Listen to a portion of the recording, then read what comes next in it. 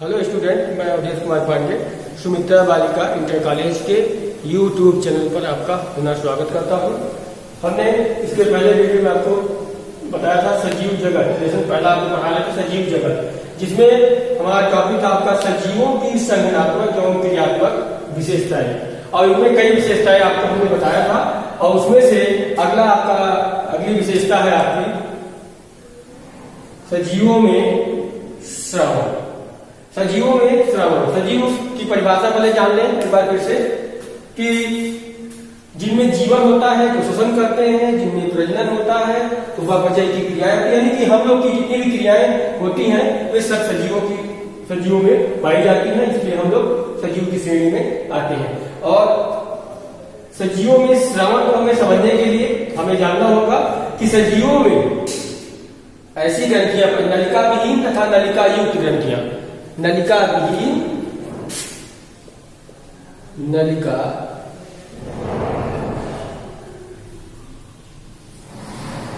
विहीन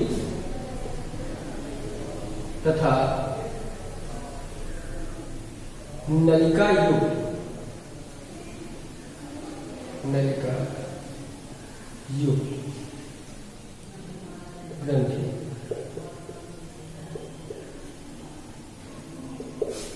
सजीवों में श्रवण को समझने के लिए हमें जानना होगा कि सजीवों में नलिका विहीन तथा नलिका युक्त ग्रंथियां पाई जाती हैं। ये जिसे हम बोलते हैं अंतःस्रावी ग्रंथियां, और एक होती है वही स्रावी ग्रंथि। नलिका स्रावी जो अंतःस्रावी ग्रंथियां होती हैं उनसे आपके हार्मोन का स्राव होता है, हार्मोन का स्राव होता है आपका अंतःस्रावी ग्रंथि, अंतःस्रावी ग्रंथि।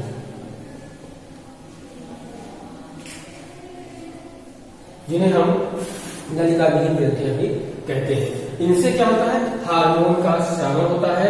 और हार्मोन आपको पता है कि हमारे शरीर में हर एक अंग से एक हार्मोन निकलता है जो हमारे शरीर की क्रियाकलाप और हमारे शरीर की संगठन, हमारे शरीर में जितने भी विकास होते हैं, वृद्धि होते हैं, उनमें ये सहायता करते हैं। और जो वही स्रावी ग्रंथियां होती हैं, वही स्रावी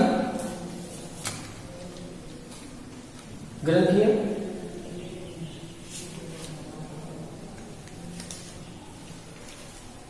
उनसे क्या निकलते हैं आपके एंजाइम,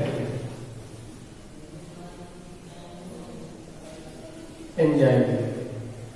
यानी कि आप बता सकते हैं कि सजीवों में नलिका विहीन तथा नलिका युक्त या अंतःस्रावी या वहिस्रावी तो एक ही है। इनसे हार्मोन और एंजाइम का स्रावन होता है जो हमारे शरीर की वृद्धि के लिए आवश्यक होता है। इसलिए हम कह सकते हैं कि सजीवों का ये बहुत महत्वपूर्ण ही लक्षण है। आगे हम देखेंगे, अगला हमारा पॉइंट है सजीवों में प्रजनन। सजीवों में प्रजनन आपका दो प्रकार से होता है, एक होता है अलैंगिक, लैंगिक, और दूसरा होता है आपका लैंगिक, लैंगिक अलैंगिक प्रजनन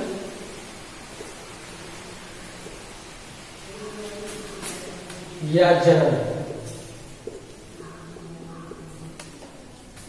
लैंगिक प्रजनन या जनन, लैंगिक और अलैंगिक। अब देखिए प्रजनन क्या होता है, जीवों में अपने समान जो संतान उत्पत्ति करने की जो क्षमता होती है उसे हम प्रजनन कहते हैं। जो जीव उत्पन्न होता है वो अपने माता पिता से रूप, रंग तथा आकार में काफी मिलता जुलता है। और अलैंगिक जनन को हम कई भागों में बांट सकते हैं, जैसे आपका खंडन हो गया, खंडन, विखंडन,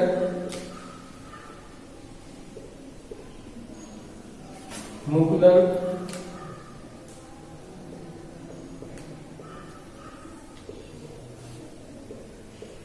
पुनरुद्ध भवन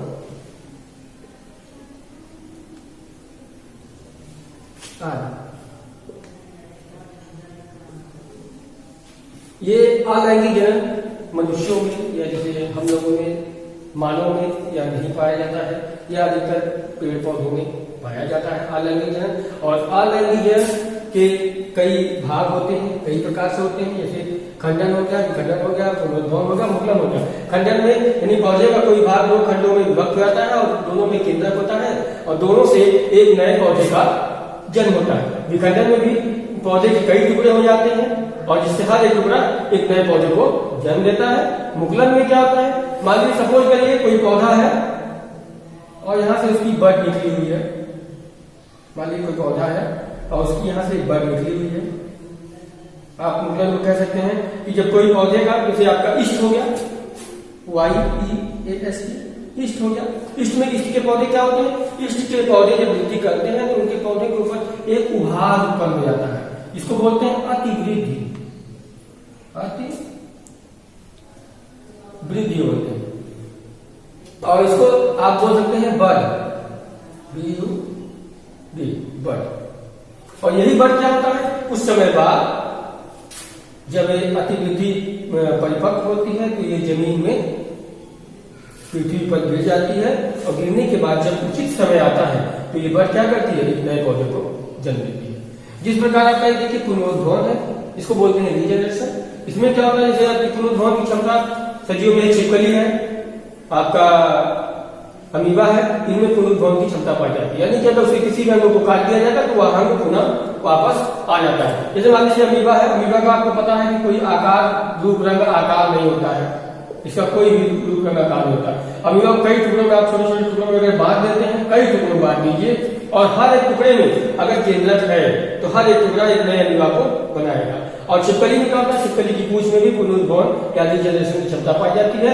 जब पूंछ उसकी कट जाती है तो कुछ समय बाद उसमें एक नई पूंछ आ जाती है। एक किसका है, सब अलैंगिक प्रजनन का भाग है। अब हम देखेंगे लैंगिक जनन। लैंगिक जनन क्या होता है, सजीवों में यानी हम लोग में लैंगिक जनन पाया जाता है। लैंगिक जनन में आप एक नर और एक मादा, नर युग्मक और मादा युग्मक आपस में मिलते हैं और जिससे एक नए पौधे का या एक नए शिशु का या नए भ्रूण का निर्माण होता है, जिससे मानव का विकास होता है। तो अलैंगिक और लैंगिक, अगर आपको कोई पूछता है कि सजीव में प्रजनन कैसे होता है तो आप बोल सकते हैं अलैंगिक विधि से होगा और लैंगिक विधि से होगा। अलैंगिक विधि में कई विधियां हैं, जैसे आपका खंडन है, विखंडन है, मुकुलन है और पुनरुद्भवन है। और लैंगिक में क्या होते हैं, लैंगिक में प्लस और माइनस। अगर पौधा है तो प्लस और माइनस स्टेम कोशिकाएं आपस में मिल जाएंगी, जिससे क्या होगा, एक नए पौधे का विकास होगा। और अगर मानव में है तो मानव में नर और मादा जब आपस में मिलेंगे, नर का शुक्राणु और मादा का अंडाणु जब आपस में मिलेगा तो भ्रूण का निर्माण होगा और भ्रूण से एक नए शिशु का, कुछ समय बाद एक नए शिशु का निर्माण होगा। इस प्रकार मानव में लैंगिक प्रजनन का विकास होता है और इसकी प्रक्रिया पूरी होती है।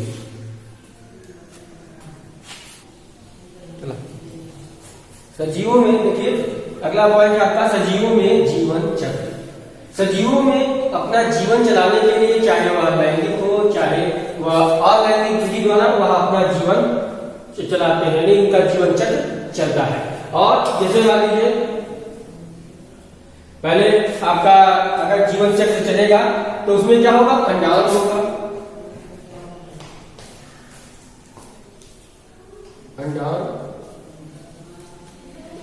अंडाणु पहले आपका पहला स्टेप में अंडाणु होगा, उसके बाद आपका भ्रूण बनता है,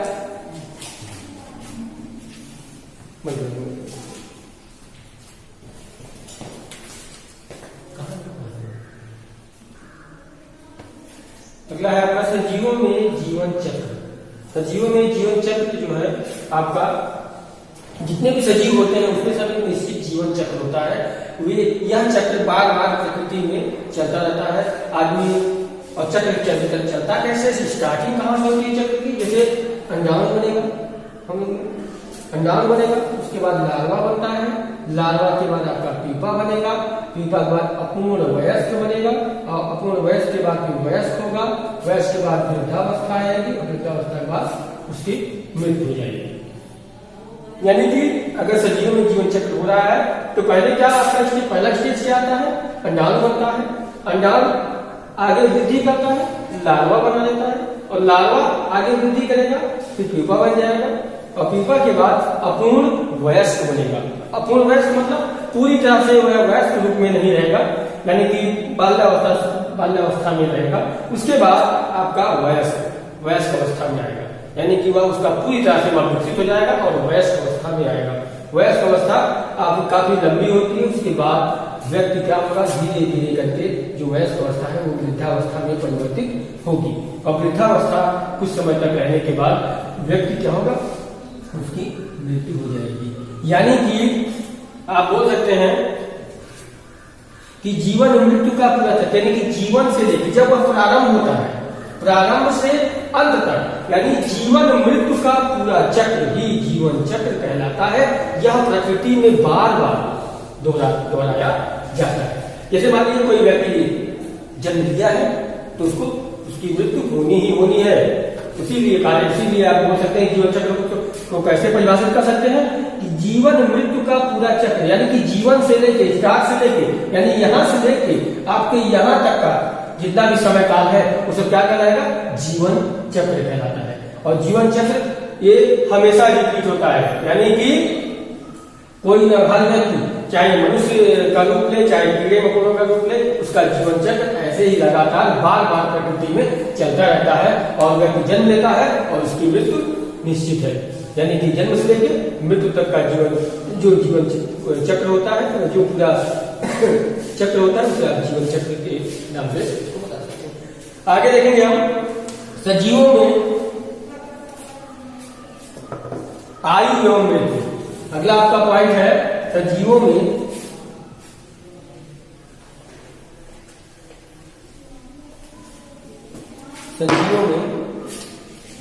आयु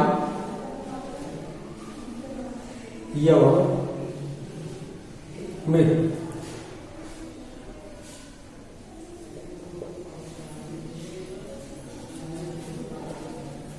सजीवों में आगे हम देखेंगे सजीवों में आयु एवं मृत्यु। सजीवों में उनकी एक निश्चित आयु होती है, जितने भी सजीव होते हैं उनकी एक निश्चित आयु होती है।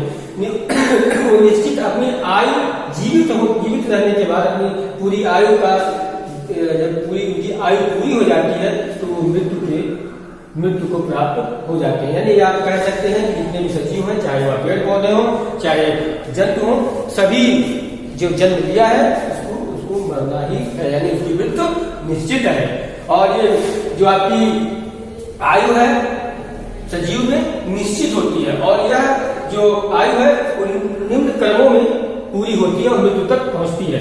पहले क्या होता है आपका बाल्यावस्था, यानी कि जो उसकी आयु होती है बाल्यावस्था, या आप इसको शिशु अवस्था भी कह सकते हैं। बाल्यावस्था के बाद वह युवावस्था में जाता है, युवावस्था के बाद वह वृद्धावस्था में जाएगा, और वृद्धावस्था के बाद उसकी मृत्यु हो जाती है। यानी आप कह सकते हैं कि सजीवों में आयु एवं मृत्यु निश्चित है। उसकी आयु निश्चित है और आयु के बाद वह जीवन जीने के बाद उसकी मृत्यु भी निश्चित है। आगे हम देखेंगे आपका अगला पॉइंट है सजीवों में जैव विकास। सजीवों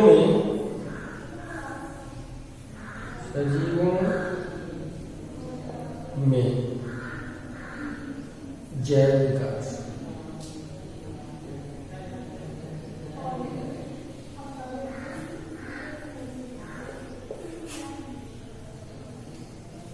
अगर आपके एग्जाम में आ गया और हमने क्वेश्चन आपसे पूछ लिया कि सजीव और निर्जीव में क्या अंतर है, तो जितने भी पॉइंट हमने दिखाया इसके अंतर्गत सजीवों की संगठनात्मक एवं क्रियात्मक विशेषताएं, यानी कि सजीव की जितनी विशेषताएं हैं उसका उल्टा निर्जीवों में होता है। यानी कि जैसे हम इसी को उदाहरण ले सकते हैं, सजीवों में आयु एवं मृत्यु निश्चित होती है, लेकिन निर्जीवों में ऐसा नहीं होता है। निर्जीवों में आयु और मृत्यु निश्चित नहीं होती है, क्योंकि न इसमें बाल्यावस्था पाई जाती है, न युवावस्था पाई जाती है, न वृद्धि पाई जाती है, न यह पुनः जन्म लेता है। इसलिए इसमें ये सब क्रियाएं पाई नहीं जाती है, इसलिए वह निर्जीव की श्रेणी में आता है। आगे हम देखेंगे सजीवों में जैव विकास। जैव विकास से आप क्या समझते हैं? हमने अब विकास वाले चैप्टर में आपको वीडियो में पढ़ाया था इसको कि जैव विकास से आप क्या समझते हैं। जैव विकास के बारे में वैज्ञानिकों के विषय में भी हमने चर्चा की थी, लेकिन मैं आपको एक संक्षेप में बता देता हूं कि जीवों में जैव विकास यानी जितने भी जीव होते हैं, चाहे वो पेड़ पौधे हो चाहे मनुष्य हो, सभी में जैव विकास होता है। जैव विकास के कारण ही आज हम मनुष्य के रूप में हैं। पहले हम चलने रेंग के चलते थे, हम लोग 4 पैरों पे चलते थे, लेकिन धीरे धीरे करके हमारे शरीर का जैव विकास होता गया, हमारे जीवों में विकास होता गया, जिसके कारण आज हम इस स्टेज पे पहुंचे हैं। तो जैव विकास को अगर आपको परिभाषित करना हो तो आप कह सकते हैं कि जीवों में होने वाला क्रमिक परिवर्तन जैव विकास कहलाता है। क्रमिक मतलब ये नहीं कि आज ऐसा था कल ऐसा हो गया। जो जैव विकास है वो उसमें काफी समय लगता है, यानी कि कई पीढ़ियां गुजर जाती हैं। जैसे मान लीजिए जैव विकास में बोले कि आज ऐसा है, उसकी आने वाली पीढ़ी बदल गई, ऐसा संभव नहीं है। कई पीढ़ियों के बाद बदलाव होते रहते हैं। जैव विकास में एक क्रम स्टेप बाय स्टेप, जो स्टेप बाय मान लीजिए एक पीढ़ी में व्यक्ति, एक जनरल उदाहरण दे रहा हूं कि बोला था उसकी मम्मी पापा साफ सुथरे हैं, लेकिन उनकी जो आने वाली पीढ़ी है तो सांवली हो, तो उसके आने वाली पीढ़ी और भी सांवली हो सकती है, और भी गोरी हो सकती है। या उसमें कुछ शारीरिक विकास जैसे मान लीजिए 5 फुट के थे, 6 फुट के थे, आने वाली पीढ़ी क्या हो सकती है? छोटी हो सकती है, या उससे भी बड़ी हो सकती है, या उससे भी बड़ी हो सकती है। यानी कि जैव विकास स्टेप बाय स्टेप हर एक पीढ़ी से दूसरी पीढ़ी में जब अनुवांशिक लक्षण जाएंगे तो उसमें कुछ न कुछ विकास या परिवर्तन होते रहते हैं, उन्हें हम बोल सकते हैं जैव विकास। तो सजीवों में जैव विकास पाया जाता है। और अगर हम ये बोले कि सजीव निर्जीव में क्या अंतर है, तो आप यहाँ पे एक पॉइंट दे सकते हैं कि निर्जीवों में जैव विकास नहीं होता। अब जैव विकास क्यों नहीं होता निर्जीवों में? इसलिए नहीं होता क्योंकि सजीवों में न श्वसन होता है, न गति होती है, न विकास होता है, न वृद्धि होती है, तो जैव विकास कहां से होगा? इसलिए आप कह सकते हैं कि निर्जीवों में जैव विकास नहीं होता। अगला पॉइंट हमारा है सजीवों में रोग तथा प्रतिरक्षण। आपको पता है कि सजीव हो, चाहे पेड़ पौधे हो, चाहे हम हो, समय समय पर हमारे शरीर में रोग उत्पन्न हो जाता है, हम रोग से ग्रसित हो जाते हैं। जिस तरह से आज के समय में कोरोना वायरस चला है, लोग उससे बीमार हो रहे हैं। और प्रतिरक्षण माने उस रोग से, जो रोग से लड़ने की जो क्षमता हमारे शरीर में है, उसे बोलते हैं प्रतिरक्षण। यानी कि आप बता सकते हैं, अगर हम मोटा मोटा कहें तो सजीवों में रोग उत्पन्न होते हैं, रोग पाए जाते हैं, लेकिन साथ ही साथ रोगों से लड़ने की क्षमता भी हमारे शरीर में जन्म से ही मौजूद होती है। और यह प्रतिरक्षा अगर जो इम्यूनिटी है अगर वो मजबूत रहे तो हम रोग से आसानी से लड़ सकते हैं। लेकिन अगर हमारी इम्यूनिटी किसी कारणवश कमजोर हो जाती है तो हम रोग से लड़ नहीं पाते हैं और हम बीमार हो जाते हैं। और अगर आपको यहीं पर पूछे कि सजीवों में रोग तथा प्रतिरक्षण होता है, क्या निर्जीवों में होता है, तो आप बोलेंगे निर्जीवों में यह नहीं पाया जाता। अगला पॉइंट है सजीवों में अनुकूलनशीलता। सजीवों में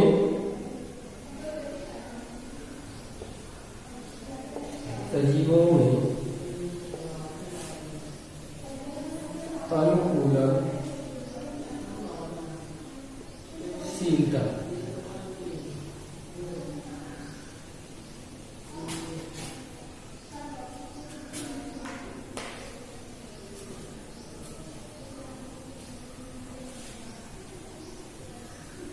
अनुकूलनशीलता, देखिए हम लोग हैं, हम लोग में अनुकूलनशीलता पाई जाती है। अनुकूलनशीलता का मतलब क्या होता है कि जहां जाए, चाहे हम किसी वातावरण में रहें, अपने आप को उस वातावरण के प्रति अगर ढाल देते हैं तो इसका मतलब हमारे शरीर में अनुकूलनशीलता पाई जाती है। और देखिए प्रकृति की एक महत्वपूर्ण देन है हमारे लिए कि हम लोगों में अनुकूलनशीलता पूर्ण रूप से पाई जाती है, लेकिन निर्जीवों में यह नहीं पाई जाती है। अनुकूलनशीलता के कारण ही हम हर वातावरण में अपने आप को ढाल देते हैं। जैसे मान लीजिए, सपोज करिए कि आज हम यहाँ पे हैं और कल हम कश्मीर, जम्मू कश्मीर या श्रीनगर चले जाते हैं, तो वहां के वातावरण के प्रति हमको ढलना होगा और हम धीरे धीरे करके अपनी अनुकूलनशीलता के चलते धीरे धीरे करके उस वातावरण के प्रति हम अपने आप को ढाल लेते हैं। अगर हम ढाल नहीं पाएंगे तो हम बीमार हो जाएंगे। क्यों? क्योंकि वहां का वातावरण और यहाँ के वातावरण में बहुत अंतर है। वहां का ठंडा वातावरण है, हमारे यहाँ का गर्म और ठंडा दोनों है। तो इसे बोलते हैं अनुकूलनशीलता, यानी सजीवों में अनुकूलनशीलता पाई जाती है, यानी कि वातावरण के प्रति वे जो सजीव होते हैं अपने आप को ढाल देते हैं।